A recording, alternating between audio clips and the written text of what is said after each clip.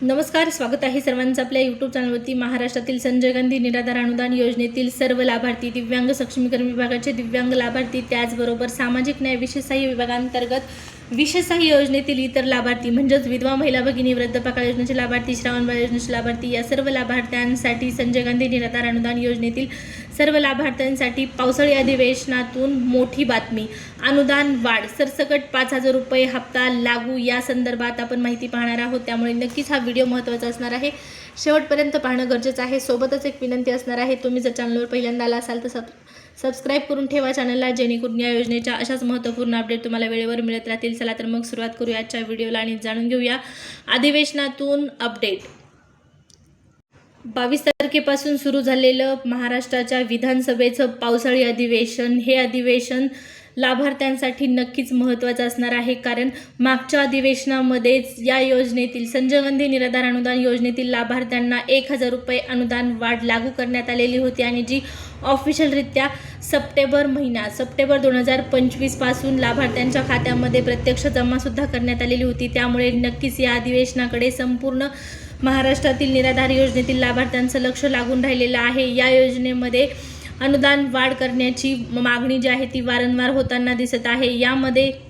यावेळेस मात्र फक्त दिव्यांग बांधवांचं अनुदान न वाढता सर्वांचं सरसकट अनुदान वाढ झाली पाहिजे अशी मात्र मागणी सर्व लाभार्थ्यांची आहे। मागच्या वेळेस फक्त दिव्यांग बांधवांचं 1,000 रुपयांनी अनुदान वाढलेलं होतं, मात्र यावेळेस सर्वांना अनुदान सरसकट लागू व्हायला पाहिजे। कारण या अगोदर 2025च्या अगोदर जेव्हा अनुदान वाढलेलं आहे तेव्हा प्रत्येक वेळेस सर्व लाभार्थ्यांचं अनुदान वाढ करण्यात आलेली आहे। मात्र 2025मध्ये फक्त दिव्यांग बांधवांचं अनुदान वाढवण्यात आलेलं आहे। आता हे अनुदान पुन्हा एकदा वाढ जर होत असेल तर नक्कीच हे अनुदान सर्व लाभार्थ्यांना सरसकट, विधवा महिला भगिनींसह वृद्धपकाळ योजनेचे लाभार्थी, श्रावणबाळ योजनेचे लाभार्थी या सर्व लाभार्थ्यांना मिळणं तितकंच गरजेचं आहे।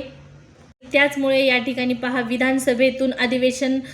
विधानसभेच्या पावसाळी अधिवेशनामध्ये अनुदान वाढ या मुद्द्यावर चर्चा झाली पाहिजे, निर्णय झाला पाहिजे। आपण पाहिलेलं आहे मागच्या वेळेस अशा पद्धतीचं एक पत्र आपल्याला पाहण्यास मिळालेलं होतं, ज्या पत्रामध्ये 2,500च्या ऐवजी 6,000 रुपये अनुदान, 6,000 रुपये पेन्शन करण्यात यावी अशी मागणी केलेली आहे। त्याचबरोबर आपले लाडके नेते, निराधार बांधवांसाठी सतत झगडणारे, सतत लढणारे, त्यांच्या अनुदान वाढीची मागणी करणारे एकमेव व्यक्तिमत्व म्हणजेच बच्चूभाऊ कडू यांनी सुद्धा 4,000 रुपये पेन्शन वाढ इतर राज्यातील लाभार्थ्यांना झालेली आहे ही माहिती मांडलेली आहे। आणि सगळ्यात महत्त्वाचं म्हणजे निराधार योजनेतील लाभार्थ्यांना सद्यस्थिती महाराष्ट्रामध्ये जे अनुदान देण्यात येत आहे ते खूप कमी आहे। ज्या अनुदानामध्ये त्यांचा उदरनिर्वाह होत नाही, ज्यांच्या म्हणजे या निराधार योजनेतील लाभार्थ्यांना सध्या जे महाराष्ट्र सरकारकडून अनुदान देण्यात येत आहे त्यामध्ये त्यांच्या आर्थिक गरजा भागवणं खूप कठीण जात आहे।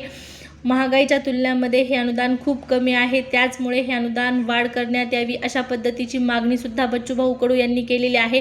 आता या मागणीवर लवकरच आपल्याला निर्णय पाहण्यास मिळणार असल्याची शक्यता वर्तवण्यात आलेली आहे। कारण बच्चूभाऊ कडू या मागणीवर ठाम आहेत आणि ही मागणी त्यांनी लावून धरलेली आहे। अधिवेशनामध्ये नक्कीच अनुदान वाढ होईल का? अनुदान वाढी संदर्भात ज्या काही अपडेट असतील, जे काही माहिती असेल, जे पत्र असतील, कोणतीही चर्चा असेल झाली की ती तुम्हाला लगेचच कळवण्यात येणार आहे। अनुदान वाढ या मुद्द्यावर जी माहिती मिळेल, जी अपडेट येईल ती तुमच्यापर्यंत नक्कीच पोहोचवण्याचा प्रयत्न केला जाणार आहे। त्यामुळे चॅनलला सबस्क्राईब केलेलं नसेल तर सबस्क्राईब करून ठेवा। सद्यस्थितीला बच्चूभाऊ कडू यांनी ही मागणी विधानसभेच्या पावसाळी अधिवेशनामध्ये लावून धरलेली आहे, त्यांनी मागणी केलेली आहे आणि त्या मागणीवर ते ठाम आहेत। आता पाहणं महत्त्वाचं आहे की सरकार यावर काय निर्णय घेतं आणि काय भूमिका बजावतं।